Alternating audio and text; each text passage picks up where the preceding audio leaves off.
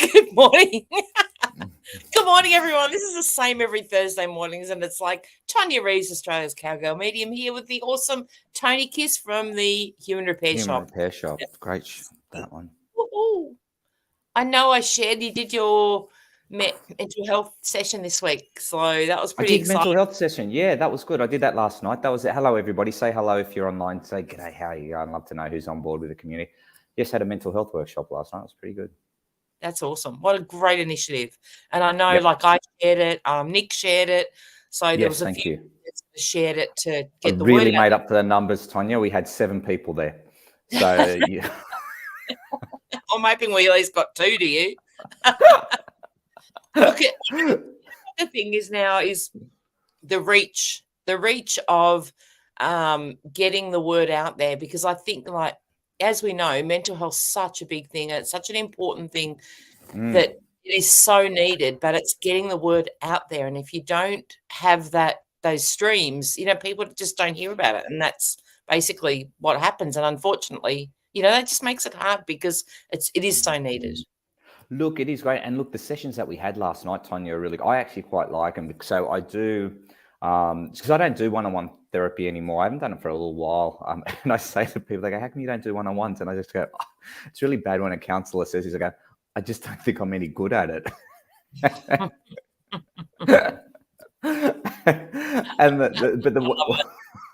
But where I do excel is group work. I'm really good with that kind of stuff because I'm okay with doing processes in a workshop. And so what we did was basically I take people through a journey of what I suppose the dictionary definition of mental health is, and we have a look at it, we break it down, and then we talk, and so my workshops are very experiential. So I'll give them a definition, and then I get them to experience what it actually feels like to go through it when your mental health's impacted, and then when it's influenced in a positive way. So I work around that. So people get an aha moment, and they go, oh, okay, I get it now. I totally get it. And then we went through, we had a look at, hello, Tash, how are you? We had a look at, what I like to look at is I look at how life is ebbs and flows. So you have positive moments, you have down and out moments, and it goes up and down. From the day you're born to the day you die is ups and downs. And that's called having a normal life. Yeah. And to notice that, there's 3 levels that we can live in life, where it's your comfort level, your challenge level where you grow, and then your panic state. And that's the one that you don't want to go to. And then we talk about how do we balance that out. And then at the end, I go with the 6 things that influence your mental health, which is like connection with others, gratitude to yourself and to others as well. Then we talk about self-development. We talk about diet and exercise, and we talk about sleep.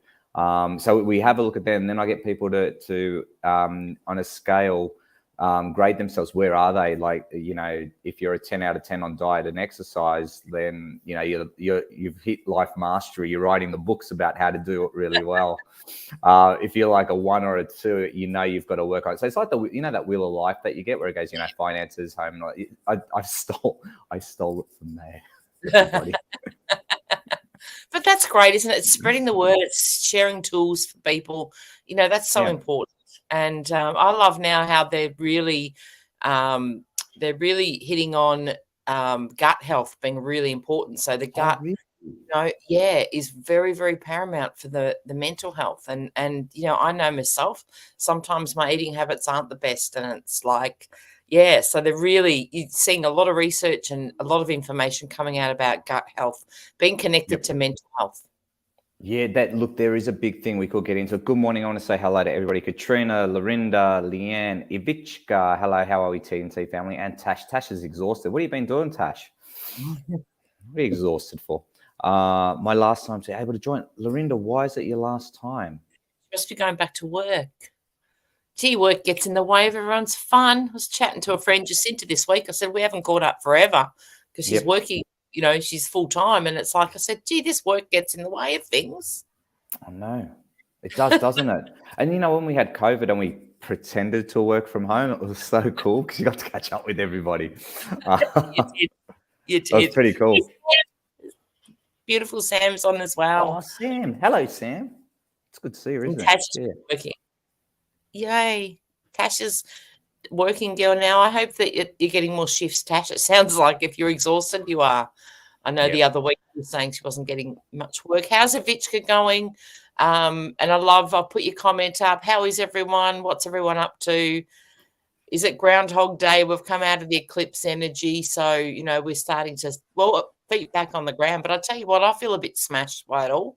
I was really? like, it is. Yeah, wow.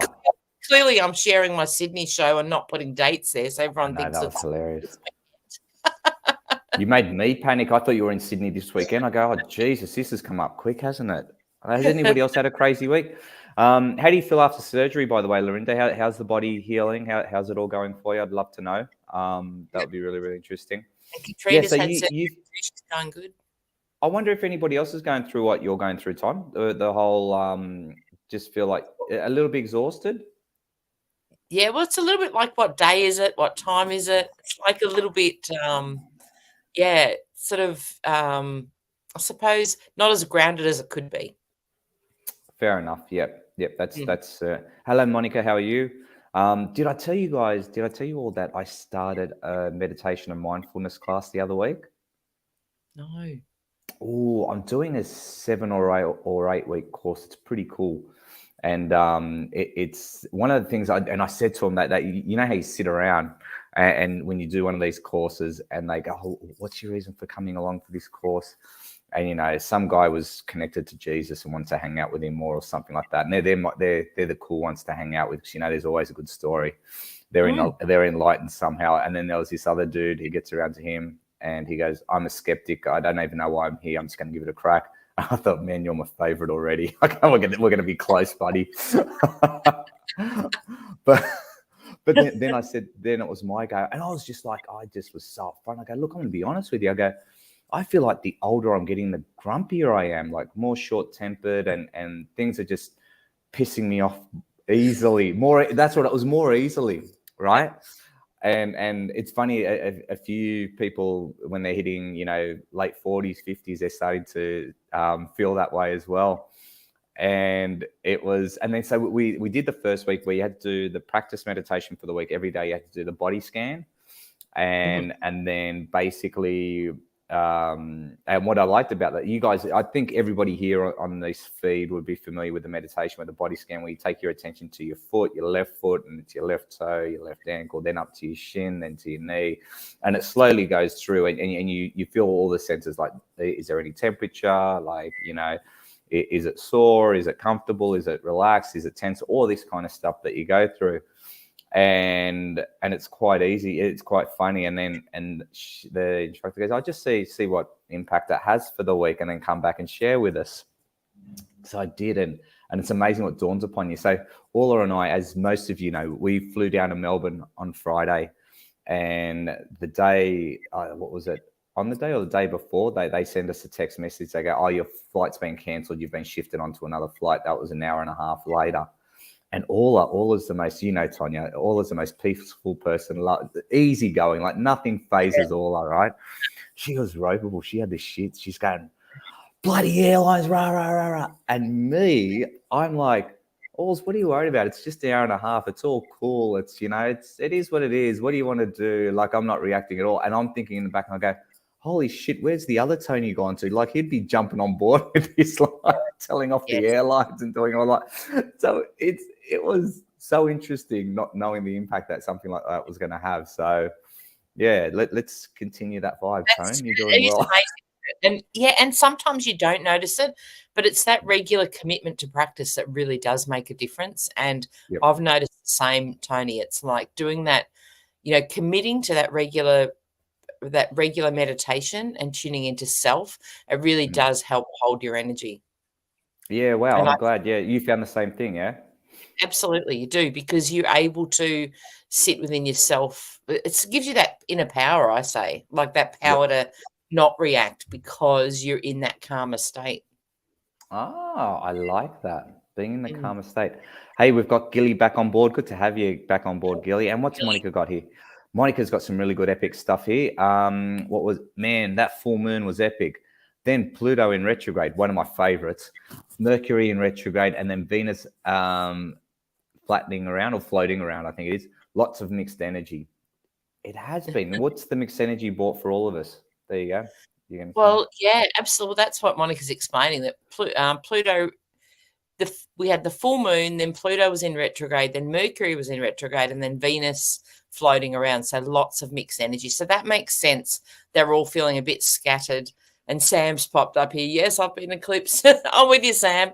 It's like, it's a little bit like we're suffering from the hangover of all this planetary action. So, Yep. you know, probably just also a reminder that for those of us that are affected, we're not as grounded as we'd like to be, because some people I know have done really well. Look at Kylie. She's refurbed a whole beautiful, beautiful caravan and made Kylie, it how into. sick is it? I know. It What a is the designer. bomb. Oh, I Did you love see it. that? Did you saw the photos on Facebook, Tom? They are just amazing. I was like, go team comp. That's awesome. Yeah, Yep. love it. Love it. It's Yeah. amazing having a bit of creativity makes such a difference. Absolutely. I How's love Rach? it. Hey, Rach, what's happening? Any house movement yet? Let's not bring Any it up. sign? Don't bring it up, Tonya. We've had this conversation with Rachel. Like, if she brings up the conversation, then we'll entertain it. But Okay. I don't want her to pull out a box of tissues and go, "Why do you ask for? You know what the answer is." She'll share with us when it's good news. It's all good. It's all good. I know. Mel's on board as well. Good to see you, Mel. But yeah, let's have a look. Let's see what's happened for you guys. I mean, like, I know from my point of view, so you're feeling flat. You feel like a little bit dazed. Is that what it is, Tonya, for you? Yeah, dazed and confused. Yeah, absolutely. Like, what day is it? What date is it? And I think I know I've got a lot coming up, so it's almost like it's floating around. Like Monica's I'm floating a bit. Need to get outside. Floating. I'd be interested. Is anywhere else? I've been a little bit. I don't know. I've had some really good positives, I think, come out with all the things in retrograde. But like, yeah, I've been getting back into writing stand-up comedy again, which is really good. I've absolutely missed that, so I reckon I'll get back up on stage soon. Just from I'm excited about it. Some of the jokes I write are absolutely terrible. But you know, it's about learning the craft and getting back on board. So I'm a little bit excited about that. That's been, I don't know why, but it's been a sort of like a thunderbolt of lightning just hit me. It's like, just get back into it, get back on stage. And it's been a little murmur in the back of my head for, I'd say, at least 12 to 18 months, if not longer. So I'll do that. It's the benefit. There is some light bulb moments happening right now. And you know, it's like we're being given these messages from spirit from our spiritual team to say, this is what we need to be doing, because we lose track of that. And that's what I shared, I think, last week. It's about connecting to what is fun. Like, if things aren't fun, we've got to change things up. And, you know, I really think we're being reminded of that. And I know myself exactly the same, Tony. I had a couple of things that went pow. And I was like, I didn't even think about that. But it was like, was it? Really, powerful messages to say, you need to do this. Okay, done. So, you know, and they're just, I feel like it's snippets of information that we're getting to be able to enable us to really step into what it is that brings us joy and what it is we not need to be doing, but that little bit of extra direction. Yeah, okay. That's interesting. Even Monica says that it's a lot been going on for her. Lorinda's got one here. This is really interesting. The one which is, I've been super creative lately. Brilliant. See? And these are the little snippets that might sound like not much, you know, on the big scheme of things, but when you're following what you're being drawn to do, and that's what I feel like currently we're all being a little bit pushed to go, this brings me joy. Hey, how can I do more of that? Or it can be something random, like Lorinda's. I loved it. I've been super creative. Now, being creative, that's like getting you in that meditative state, because you're out of that thinking brain. You're into that creativity side. So, you know, there's a lot of power in that. And even though her brain scatter is shocking lately, I think we can all agree on this feed right now. We're blaming the moon, the retrogrades, let's say we've all been a bit smashed. Not all of us, but there's quite a few of us that have. So retrograde cops a bit of a hiding on this show, can I just say? Because we contribute so many successes to retrograde, and then we absolutely hammer that bugger when stuff goes wrong. It's retrograde. Something's into that. It's because of that. And I'm like, I feel sorry for retrograde is what I'm saying. I think it's not fair. It's not all bad if you roll with it. And look, in all honesty, if you're grounded and going great and you're really on track, it's not a big deal. And, I've had days like over the last week and a half where I've been on fire and I'm like, fuck yes, I'm ready to roll here. Like I am ready. And, don't get me wrong, but then there's those days where it's like, oh, what day is it? Have I organized everything? And there's been a lot, to organize. There's a lot running in the background, but that's also about being able to control that. And as we know, Tony, the best time to put in practice your things like extra meditation is when you're stressed, all this stuff going on. 100%. Yeah. You're right. What was it? There's that saying they go, if your life's so busy and you don't have 5 minutes to meditate a day, then you need to take out 5 minutes of meditation a day. I think that's a pretty good one. Josephine, hi, how are you? Good to see you on board here. Monica says here, the energy is to push us into being our most authentic self, and it's redirection into wherever you're supposed to be. Need to step up. I like it. Pretty cool. Yeah, that's a great message. Love it, Monica, because I totally agree with you, and I really have felt that pull myself. Rach hasn't been well. She's been pulled back to take a step back. You've got to follow that, and there'll be a reason for that, Rach, as we know in this line of work. There's times I had I think 3 or 4 weeks off a few months ago and made a big difference, really made a big difference. It kind of reset me, I have to say. So I think when you follow that, you can't go wrong. And that's like you're not pushing yourself through it and trying to, what was I going to say? Go through stuff that is, you're pushing against the grain, I suppose, for the lack of a better word. But it is, and it's sort of like hitting that. Yeah, it's a hard one though, Rach. I really feel for you because, you want to be back to being bubbly in yourself and everything going on. And then it's just, as Tonia says, you got to chill out, hit the reset button, and then just rest. Rest is the hardest thing for us. We always think that we have to be doing something. We have to be up and be our sprightly best, but that's not always the case, as we know. Yeah, absolutely. It's not easy. So, but yeah, and I think it's it's a hard one. Mel's shared here had a bit of a shitty go of late with the real estate where she's renting from, nitpicking of everything. And Mel's got 5 children, so as if you're going to be able to, fit into their criteria. Get on to working out what your rights are, Mel, as well. Sometimes we get pushed around a bit. Yep. And even Katrina says, she goes, I've definitely been floating one thing after another at the moment, taking one day at a time. So she's just going, whoa, there's just, too much bouncing around. And she goes, I'll just take one day at a time. I like that approach. Yeah. Yeah. But it's interesting. They're ages fuckers. Yeah. And, and that's great, Rachel, because a lot of people they just push on when they're not feeling right, and you can't do that. How frustrating is that as a medium? And this is an interesting one because, Rachel, I'm glad, and Tonia and everybody else on this feed that's beautifully spiritually inclined. When it's like being an athlete and saying, I'm just not game ready, or coach, I'm injured, or whatever. Like when she goes, I'm not 100% functioning well for mediumship. What does that actually mean? That's right. Exactly. So it's, you're right. Yeah. Well, it's not, if you're not 100% right and you've got to connect to someone else's energy as well as the spirit energy, can you imagine it's not, you're not as clear as you'd like to be. And, you've got to honor the fact that then leads to you not being 100% happy with the outcome of what you're doing. So many probably would just push through it, but it's kudos to Rachel that she is, acknowledging that and doing that. And I think it is massively important, and it's disheartening because you're busy. You don't want to knock clients back.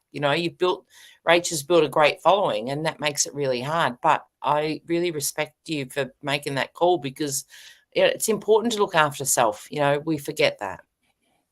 Yeah, it is. That must be really frustrating. But how do you know? When are you in the middle of a reading when you go, oh man, this is just not working right now. The switch is off, or No, I think with Rachel, well, what she's written before with the Minias, so she's had a episode of being really unwell and the dizziness, and that would be horrendous. So, you know, she's putting her hand up and, you know, saying that in itself would be the main thing. And she's put here, you need your brain and energy to connect to upstairs. I don't know. Sometimes, do we need our brain, Rachel? I thought they just got in the way. Hey, Rach, can you just make it up sometimes? Just go, oh, geez. That's what I reckon. Doesn't quite work that way, but we can humour him, Rach, can't we? Same. Like, that's why it's easier doing stuff when it was counselling. You just refer to a book here. Oh, what do you do with grief? Okay, you quickly write. You go, that's right. That's what you do, and then you can go back, get switched on. But you guys don't have that luxury of doing that, which is tough. It is hard, yeah. Like, because you've got bookings in advance, so you've got to be mindful, and that's why I'm mindful of how many readings and what I do, say, leading up to doing a lot of shows and things like that, because it does take a bit out of you, and you have to honor where that sits with you. Because if you're just smashing out readings, you know, I know, you know, I've got friends that are mediums that they do like a lot of readings a week, and that works for them, and that's great. But I find for me, especially with the mediumship side where you're bringing through spirit, so it does take a lot of energy to do that. I think you've got to balance it, and definitely feeling a bit ungrounded. And I know, you know, for myself, it's like this week before readings, I had to be outside and do what I needed to do, and I was fortunate enough to have the time to do that. Yep, nice. It is nice. Vichka goes, I've come to terms that I need to do a lot more work on myself than start my business in reason. I'm disappointed. I know it's for the best, but I'm feeling next year vibes. Yep, absolutely. How do you feel about that community? Yeah, it is. You've got to honour that. And I know Vichka's been through a lot. She's had a lot of stuff coming up with her mum and, you know, and doing that bit of work. And I honestly think if you can acknowledge that and go, I'm going to do the work around that or what needs doing first, that's great. But also be mindful you're not using that as an excuse not to step up, because sometimes we can do that when we're stepping up to our sole purpose. And I'm certainly not saying, you know, for you, Avichka, that's the case, but just don't let it be put off that then you lose that, you know, you lose that sense of purpose. And, you know, sometimes we can get a bit down the rabbit warren of, you know, allow a lot of other stuff to come up, and that stops me doing what I really am passionate. And I know how talented Avichka is with it. Yeah, exactly. Yeah, Avichka, look, only you can, I suppose, you know, how do you say it, Ton? It's our life, and we write the script for it. You know, so whenever you think that the timing is right for that, yeah, absolutely. And you're following your gut, and that's a really nice thing, Avichka. That's a really cool. I'm excited for you when you do get up and do it, and you start doing your readings, and you become world famous, and you just kick ass. You're doing what you love doing. I think it'll be nice. Natasha puts one here. She goes, I'm also feeling, this is an interesting one for the community. Let's put this one up if you don't mind, Tonia. I think it's a good one where we can solve the world problems here. Natasha, thank you for sharing this. She goes, I'm also feeling deflated. My partner's son is now living with his mum partner, feeling like he's losing his son, not sure how to help him. Ooh, that's an interesting one, Ton. Where would you go with that? Well, to me, Tash, you've experienced this yourself. And, you know, I know Tash has had her son living with her ex. So I feel like you're the best one to be able to, you know, really relate to what he's going through, because you've experienced that, you know, that feeling. And I don't think there's any better support than someone that understands something because they've been there, you know. And I would, if you hadn't been there, I would say, you know, find somebody that has and get a spin on what's the best way to support somebody going through that. But I think, Tash, you know, you're right where you need to be there, as in beside him, because the support that you would be offering him would be amazing. So don't doubt yourself in that, is what I want to say. Yeah. Okay. That makes sense. That's pretty good. And I suppose, how do you support? I think, geez, Do you wait for him to open up, or do you approach him and say, hey, look, I noticed that you're down and out. Do you want to have a chat? Or do you just wait for him to open up? I don't know, what's the best way? Because you don't want to probe but then you want to also care as well. It's a tough one, isn't it? So where would you go with that? Yeah, well, I think, look, sometimes it's about holding space. And I know we say that, we toss that phrase around a lot, but I think sometimes it is about being able to let them talk. And especially I think when it's a guy, I think sometimes they don't have somebody that they can vent to or talk about things to. And sometimes it's not about fixing it. It's about just being there and saying, how are you feeling? Yeah. You know, how can I help you? How can I support you through this? Because that's important. And sometimes the little things like that, we forget. We just think, well, I'm there. They would know that already. Yep. Reckon, Absolutely. Tony? Yeah, look, it is. And I think it's understanding the dynamics of your relationship as well. It's sort of like reading your partner's signals and signs and all that kind of stuff. Guys are terrible. Like, for us guys, our partners can come and they go, what's wrong? And then our typical response is like, nothing, it's all good.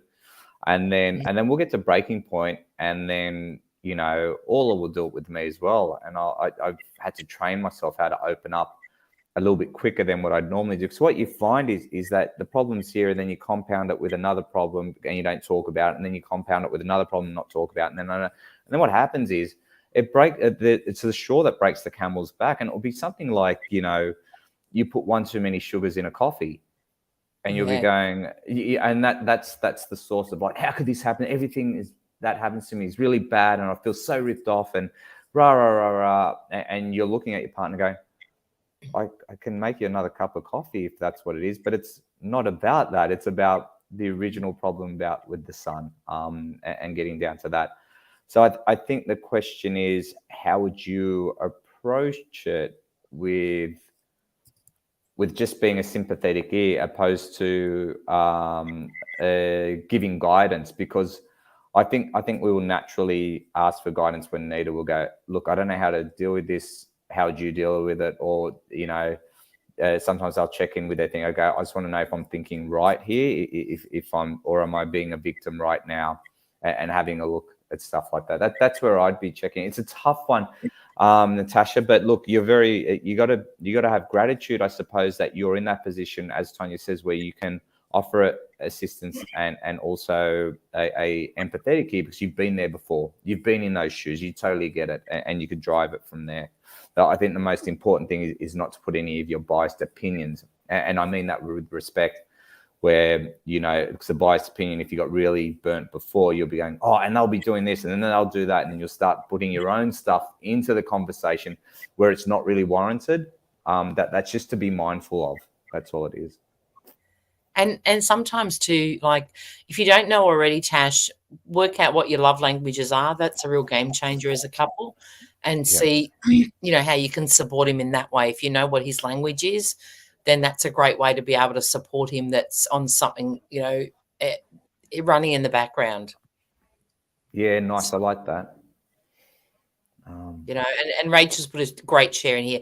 Men aren't taught that it's okay to regulate their feelings. They've been taught to suppress them for years. And that's generational stuff as well, what Rachel shared there.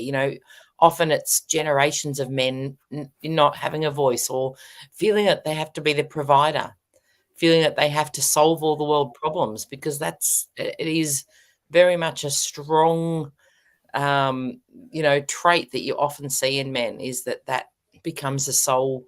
If they don't feel they're doing that, then they're out of kilter. And I think as women, to support them, or partners, we need to be able to say, we're here for you. We're just gonna, be here for you. Rather than the opposite of not being here, or trying to pressure somebody, because we do tend to, as women, we want to, what's the problem? We can get a bit nitpicky, or we get a bit like, a bit. You guys, there's another term called busting my balls. Yeah, that's right. Well, but you guys say we're busting your balls, and we're just asking you 20 questions to make sure you're okay. So for us, we try to do it. For you guys, we just say, no, it's fine. It's fine. And the more you ask, the more shittier we get. Yeah. And then 7 hours later, we just go, oh, yeah, this has been annoying me. Thanks for asking. Yeah. But Rachel, you bring up a really good point. You know, we are look at it, it's exactly what Tonia was saying. It's one that we're breaking at the moment, to regulate their feelings and all that. And it's one we're still trying to work out. I think we're working it out nice and slowly. And yeah, women, just give us a chance. All right, just be patient with us. All right, we're trying our best. That's it. We love it. We are, you know, and women are, what is it? Men are from Mars, women are from Venus. So we are two different species, and it is sometimes good to acknowledge that and say, you know, what the spin we have on things is so different. Yep. Actually, just going back to Natasha here, she goes, one of the reasons the son wants to be with his mum is because he wants his mum and dad back together. Yeah, that makes it hard. How old's the kid? Do you know, Tonia? No, I'm not sure on this one. Have you got spiritual abilities?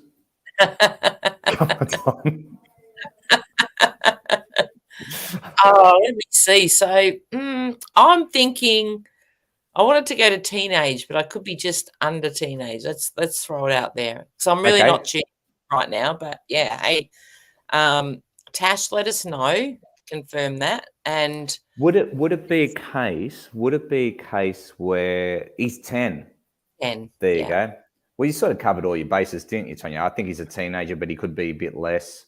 And he's above 9. Oh, I was a teenager. Then it was like, no, not quite. But yeah. Hey. Okay.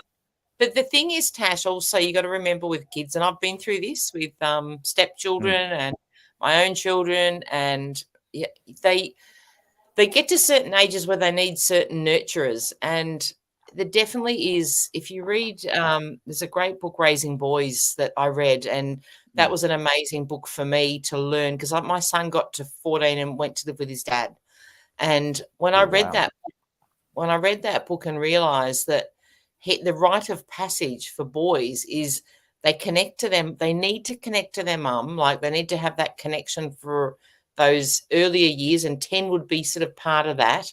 And then they get to 13, they get to the teenage thing where they want to push mum away and they'll step into that. They really want that they crave that father energy, and it's like a rite of passage. So if you read in the book, he talks about, you know, back in the old days when there were tribes, the boys would go off, like the teenagers would go off with the fathers and not have a lot to do with the mums, and that's how they became men. It was quite ritualized back then. And so when we read and learn a bit about the dynamics of children and where they sit and where, you know, there is a kind of, you know, a bit of a loosely formed track that often they'll tend to, you know, gravitate towards without fully realizing it. So at 10, he doesn't know. He's just thinking, if I do this, mum and dad might be back together. And it's not against you or anything. He's just thinking that might be the answer. Yeah, that's true. Do you think also as a parent, and all the other parents on this feed, you guys can either validate this or disregard it quickly, is it up to the father to sit down with the son at the age of 10 and say, hey, look, son, you've got to understand mum and dad have separated and we're not going to get back together? Like just give him, set up his expectations, or is that way too cruel? I don't know, since not knowing that I've got any kids, but I don't know if I'd have that chat. Is that the chat you have? Yeah, well, I think, look, being honest with kids is always better than not. They're, you know, back in our day, Tony, it was like you would just, you know, kids are just brushed aside and they'll get over it, or don't expose them. Like I remember even like early on, you know, funerals. Oh no, you don't take your kids to funerals. You don't do, you know, you were kind of shoved aside because it was like you were too young to handle it. So you always had this feeling of, you know, uncertainty of, oh, something's come along and but how do I feel about it? Well, no one would talk about that. Whereas I think what you're suggesting is a great way to be, you know, open with a 10-year-old and say he knows where things are at, because we can't assume that they know. Yeah, that's fair enough. 'Cause a 10-year-old's not going to know, are they? They're like, they don't have the life skills or anything like that at that point. They're too young. They're not designed to know at that point. But I think also it will build a better pathway of communication and trust between him and his son by just saying to go, hey, look, mate, I'm not going to sugarcoat this. It's just black and white. This is how it is. Yeah. And then just lay it out for what it is. So the kid knows that when the father's going to be truthful, then it's not going to always be the best news, but at least he knows he's being honest with him. Monica puts in an interesting one here. Rachel's got to run. Hey, see you later, Rachel. Come up for a beer and a meal up at Club Hotel Namba. So get up there. Rachel's she's shouting everybody's beers. She doesn't know it yet. Just say, I listen to TNT Thursday. I'm part of a community and I'd like a free beer. Thank you. Get up there now. Right. Rachel invited me. I love know, Rachel. Monica's popped in here. Kids need to see that you're happier apart than when together. You model how they have relationships, and if you're not okay together, they then learn that that's normal. Hence why domestic violence is ongoing, as kids see it as normal. Being angry is normal when it's not. Yeah, it's interesting, isn't it? And that goes back to what they're exposed to as children. We're not always privy to that. No, that's right. And I suppose I like the first sentence that Monica's got. Kids need to see you that you're happy, or just happy apart, not happy you're like it's so cool, I'm not with her anymore. That's sort of rubbing salt in the wounds, but what you say is very correct, Monica. I totally agree with it. Is that you're happy with the partner that you're with, and you've made a life choice, and that's right, because that decision is a life decision, which is an important decision. So if the child picked up on there was some regret of leaving the parent, then naturally they want the parent to be happy. So that's a really good point that you put in there. Make sure that you are happier than with the decision. Don't go in with the whole violin and going, oh, your mother left me and I'm so sad now, and the kid's going, well, why don't you get back together again? You were happy. That's the logic they'll use. What's Avichka got here?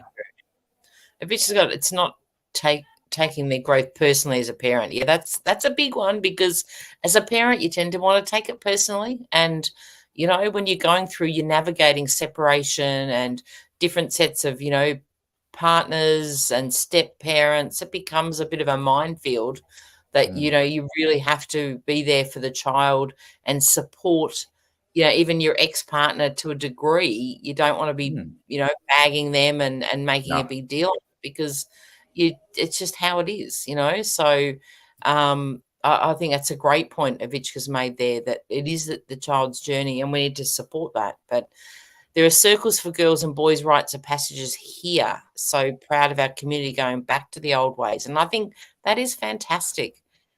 And, and I think the old thing of it takes a tribe to raise, or a community to raise a child. I think it is really important that they see that and they have that support. Yep, I like that. Hey, Sean's on board. G'day, Sean. How are you? Good to see you. Hey, Sean.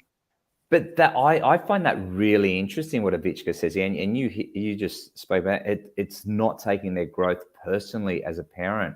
That's tough. That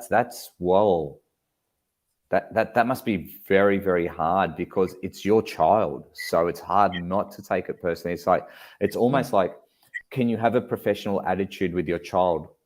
Do you know what Absolutely. I mean? Yeah, exactly. yeah.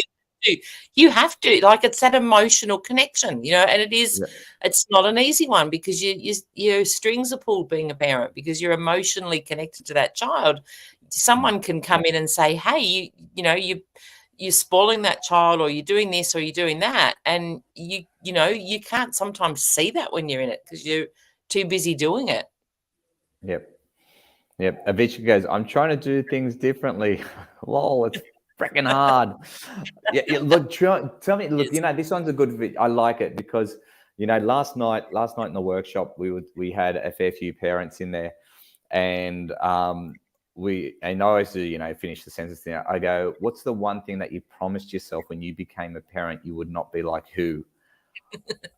And everybody goes, like our parents, right? And then But is it true? Like you guys all like, Yeah. you would have done the same. You would have been the same. Andrew would have been the same. Avichka, it sounds like you're trying to do the same thing. And it's yeah, go. Different. Yeah, we're trying to change that dynamic of, because we look back at our growing up as, I don't want it to be like that. But in some ways, we overlook that the reasons we are who we are is because of the way that we did grow up. And for some of us, that was tough. It wasn't necessarily an easy environment to grow up in. But is it that toughness? It's not maybe ideal, but did that shape who you are today? And are we making up for that with our children and actually not providing resilience for kids? Because it does beg it to difference and beg it to change. Like what, Yeah. are we building resilience in our children? Yeah, that's true. I watched a funny comedian the other day, a guy called Harry Yun, and Harry goes, he's talking about his parents. He goes, he's of Korean background, South Korean background, and he goes, my mum and dad were the typical Asians. Like my mum was like, the fighting tiger, and my dad was like, the Tasmanian devil. Tasmanian tiger. He goes, you've heard about it, but you've just never seen him. He was very absent throughout my whole childhood. And he talks about how he'd make it up by always being there for his kids, sort of thing. That was the thing that he changed the most. Yeah. And I just think sometimes, we look at it and go, we wouldn't want anyone else to experience it because it was so hard. But I think sometimes the lens we look at things is very much like, I wouldn't want to put my child through that. But there might have been some attributes that weren't as bad as what we see them as, because we look back and go, that was terrible. But, and it's not saying that it's not for many people, but, maybe there are snippets of it there that we maybe need to utilize to create that resilience. And Tony Ann, our lovely numbers lady. Hey guys, yes, I'm resilient because of my shitty childhood. And, and Sean's put in here, toughness and pressure creates diamonds. Look, I read that one too, Tonia. I read both of them. Can I add to that, Sean? Yeah, here we go. Yeah, I'll add to Tony Anza and Sean to you really quickly. I don't believe the toughness and the pressure creates the diamonds. It's basically the strategies and what we learn on how to get out of the hard situations that makes us diamonds. Yeah. That's what brings out the diamond. It is how do we get out of it? How do we survive? That's what it really does. Because some people go through toughness and pressure or a shitty childhood, and their life doesn't work out well because they've never learned how to grow through it all, and they go the other way. So yeah, it is. Look, I think we are a lot more resilient. Look, it's tough. I had a teacher who came in the other day, poor lady, lovely teacher, and she's been teaching for a little while, and she was upset. She was obviously upset, and we were having a quick chat before she was going to go into a session, and she was just saying students are really mean, and they've got this sense of entitlement.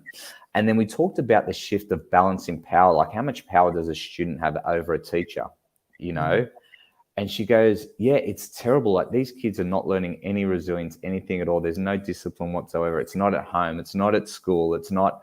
And she goes, it's really, really tough because, you go, there's a kid where you've got a class on, they're on their phone, they're doing this, that, the other. And she gave a few examples where there was kids in libraries who had their laptops on full blast in the library, and the librarian told to keep them down. And the kid just told the librarian to go shove it and kept on doing whatever they wanted.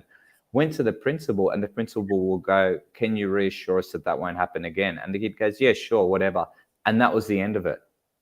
There was nothing else. There was no merit machine. But the problem being is, if the teacher would have roused on them, and I've heard of teachers go through this before, they actually get in trouble, and then the parents come up and they go, you abused our child, you told them off, this, that, the other, and I'm going, wow. And I think Tony and for Sean and for all this, yeah, I think we get the school of, I suppose, hard knocks. And what it does is it's developed, I think, respect towards a community and respect to another a community member. So it's really interesting to see where these guys are going to come out from. Yeah. I think it's boundaries that's really missing. And, I look back even with mine, that I was like, I wanted it to be easier because mine, in my interpretation, wasn't that easy. And, so you do tend to enable them to be less resilient. And I do put my hand up and say, I think there's things that I would have changed now, knowing what I do know. And I think we all need boundaries, whether that's work, whether that's a relationship. Like, boundaries give you, it shows you how to do things, because that there's consequences, and and it doesn't mean that it has to be bad consequences, but if you don't get this done, this is what happens. Whereas if that's not there, what do you there's you've got to try and meander along, and that's what I think for a lot of the young ones. They're just going along existing, and there's no challenges, and there's no building up to things, because it's instant, oh, mum will do it, or dad will do it, or whatever. Yeah, that's right. It's a different era, isn't it? Well, I had the same with Shelby last week, and Shelby is pretty independent and working, but she had to get a car fixed, and I said, well, what are you going to do? I went to our local car person, and I said, they've got Monday, and she goes, yeah, just get it in, so I know it's safe. I said, yep, no worries. So when it comes to paying for it, I don't get paid till next week. I'm like, so you've said book it in, and didn't say to me, Mum, I don't have the money. Can you please pay for it? Like little things like that. That would shit me. Yeah, don't worry. It's, and I look. Sold a car. I would have put it on Marketplace, $80, take it, 1 year's rego. And not given a shit. And had some haggler come along and just sell it for $40, go, if I have it. Yeah. So, but that just reminded me that I'm not stepping up and saying, you're 21 now, it is your responsibility. Like when I was 21, and the thing is, if we enable them to just go through life like that, there's not that sense of, geez, I need to, take the next step here. So,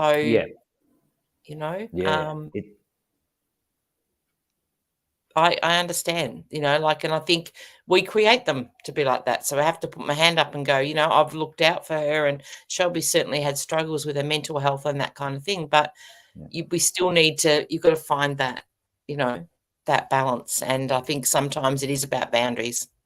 Yep. Yeah, 100%. It is. It's a tough one. As you said, you got to remove that emotional component to it. So you always want to care. Yeah. And Tonia says, yeah, you've got to do the work. Absolutely. I like what Avish goes. She goes, we all need to have the boundaries in place. Yeah, we do. Absolutely do. And then. Yeah, Tony Ann's got a good one. There's a new movement to not offend anyone when we are the ones with the triggers, and individually we need to let them go, not society aligned to not press them. I agree, Tony Ann. I just think there's so much of, and look, I don't know whether it was come from, being, with the whole being in lockdown and whatever. There's a lot of anger, and it's like it stirred up some stuff in people, and people do. There are some people, not everyone, that strive to be offended, and it becomes this thing. It becomes a fight, and it's like sometimes I look at and think some of the things people, come up with. It's like they really want to go through that. Let's have battle, whereas we don't need to. And I connected with Wayne Dyer, who I love. One of his things, and this is going back a couple of years ago, he was like, don't be offended. You've got to, inner peace is about not being offended, choosing not to be offended. And that's what I'm like. Like, I don't mind if what you believe in or don't believe. I'm not going to push mine on you. Don't push it on me. Yep. Yeah, exactly. Yeah, I like that. That's a pretty good point there. Yeah, look, it is. Yeah, Tony, and it's look, and Kylie, you cracked me up because we're doomed, and I'm going, oh, this is going to open up because the correlation between these two, I can just see. I go, now we're going to start talking about like conspiracy theories of where the world's going to go and how we're going to be governed and all this kind of stuff. And look, we could spend look, Tony, and the first thing that triggers for me when you put that up is PC maybe going too far at times. Yeah, look, Kylie, jump on board whatever you want, mate. We'll even do a tattoo on this one. It's These are my thoughts, and they're only my thoughts, but it is because what happens is if we be more abiding to whatever the laws are out there, like, you have to be like really PC with everything, then we don't get to have true expression of what's happening, and we don't grow, and then we become very robotic, I suppose, in how we meet and greet and what our thoughts are. We get so there's going to be no place for individualism out there. So it's going to be, we're going to conform you to think a certain way, to speak to each other in a certain way, and it's quite a little bit scary. Look, I think, I remember doing a course with what's his name? A famous comedian, I forget his name. But the question was why is comedy so popular? And they goes, because what happens is we get the taboo subjects and things that we shouldn't talk about, and we talk about it and we make fun of it. And the problem is he goes, I'm selling out theaters and stadiums, and I'm talking about inappropriate stuff, and people are coming and laughing their heads off because we're laughing at ourselves being human beings, is basically what it is. And I think there's always going to be an element of that. So they're trying to, I don't know what they're trying to do. That's my rant. Thanks for coming. I love that. I love it. We went and saw Kevin Bloody Wilson. What a classic he is. Oh, is he still around? He's nearly 80. He's touring England. Oh, he's brilliant. He's got tours, and he tours with his daughter. She's hilarious as well. Brilliant. And he's totally, politically not correct, totally, and right out there. But some of the stuff, I'm just laughing. It's like but like you say, Tony, it's light stuff. It's just some of it's shock factor or whatever. But it's like we've got to have humor, and we can't take things too seriously, because it does make for everyone stepping on eggshells, because we're like, oh, have we called the person the right thing? And eternally we all love everybody. Like, it doesn't matter. And I say that because Shelby and I have had that conversation. I said, we fought for years to not have labels. So we were like, you know what? Back in my era, I mean, there's even a thing in our local paper that we as girls at high school went and argued, why couldn't we play football? Because back then you couldn't, the girls had to play netball and the boys had to play football. And that's just how sport, like during the school hours, that was what was there. And we were like, we want to play football. And they were like, so we actually got in the paper over that. Now, imagine that's like, 30 something years ago. So it would have been maybe 14 or 15.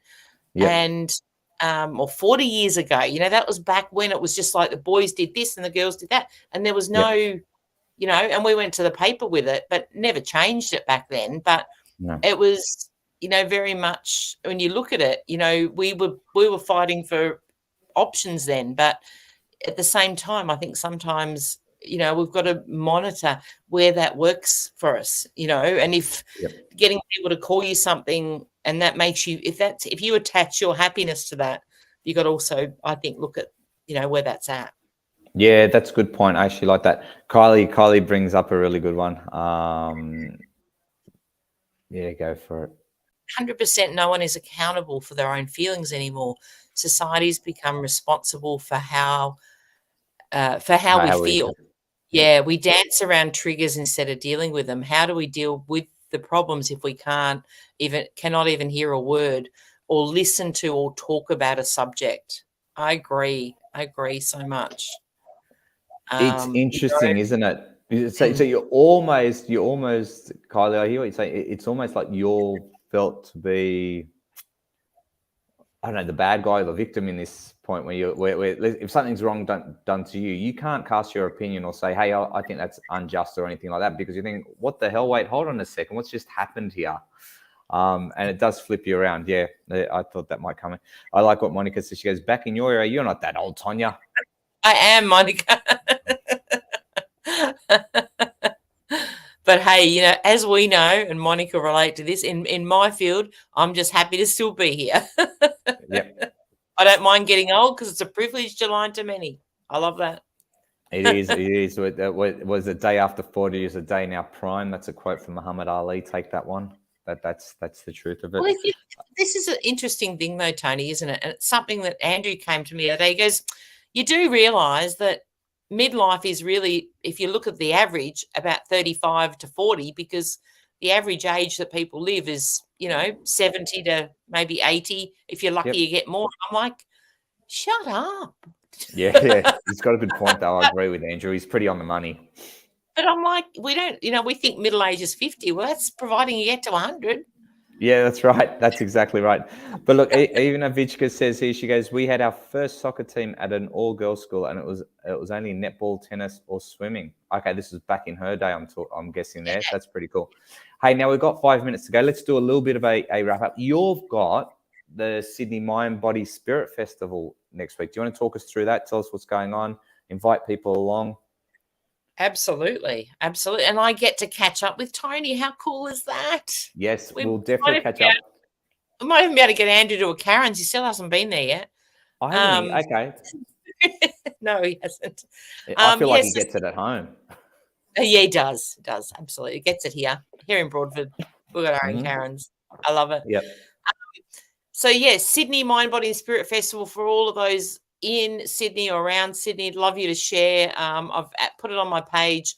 I will be on the main stage from 2 till 3 every day except for Saturday. Saturday is party hour, 4 till 5. I think they've put me on that because there might be a catch up afterwards. And I'm like, yes, that's party. Nice. So I'll be on the main stage. I will be doing some private readings while I'm there. I've got a few that have sort of jumped on board to say, can you do readings? So, yes, I'll be offering a few private one-on-ones as well while I'm there. Then I fly out. So we fly into Sydney next Wednesday and then fly out Sunday. Then Monday we're heading to London. So then I'll be off grid. Like I'd love to, if it works out for the 2 weeks, Tony, that I'm somewhere and I can go, hey, guys, let's throw it together. All in good, but I've got no guarantees on that. So we might have. I'll put it in perspective for you. Yeah, you won't. UK's 9 hours behind. So if we do a show at 9:30, you're waking up at whatever midnight. Am I waking up or am I just going to sleep? You're on at 12:30 a.m.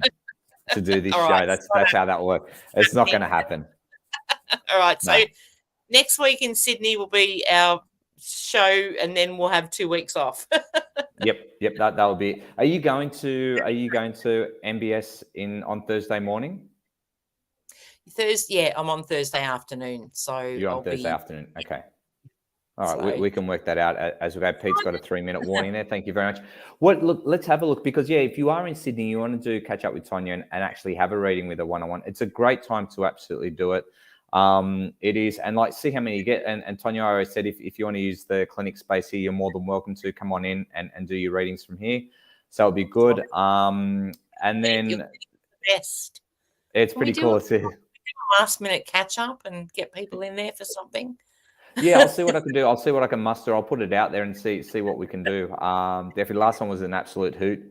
So see if we can do it again for a Friday night. That would be really great. Avichka's going to come on down, so that's great. That would be really good, Avichka. Yeah, get in touch. I will be on Thursday, 100%. Yep. And Pete's calling. He's calling time. He's coming officially. And there's one thing that we both know, Tonia and everybody else on this feed, is once Pete's put down the hammer. The hammer down. Yeah. Peter, we thank you, we acknowledge you, and we appreciate you all at the same time. Everybody have a lot of fun. Get down to Sydney Mind, Body, Spirit Festival next week. Say hello to Tonia. Get a reading with her. Get some cards off. Do whatever you want. Just get in touch with somebody that you miss, really. I love to see all of you in the audience. It's so cool. Really, I really appreciate taking the time to go down and see me. Yay. All right. See you guys. Take care, everyone. Have an amazing week. Bye-bye.